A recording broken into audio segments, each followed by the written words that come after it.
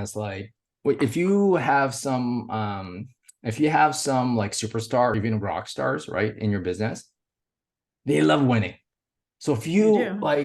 if you can't help them win, or that your business is not winning, it's really on you why they're not sticking around. You could blame inflation, you could blame this, you can blame that. By the end of the day, is that if you don't create that environment for them to win, they're gonna leave because they want to wake up and go to a job and feel like they're winning and have purpose and they love Yeah. working there. Yeah. Yeah. But I And want so to touch on that. I want to touch on that real quick before you.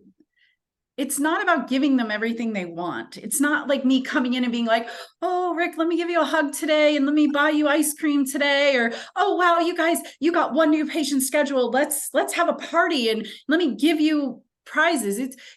It's the setting of the target and them achieving the target. Now you can reward it. And by the way, in our practice, the biggest reward in our practice is not money. I'm not saying we don't help our staff or, and give them that. It's the fist bumps, the high fives. That's the culture that yeah. for the well done job, not the I did my job, right? So I don't go, it's not a participation trophy. It's a we really busted our butt and won the game kind of reward. That's what I'm talking about that helps them. Okay.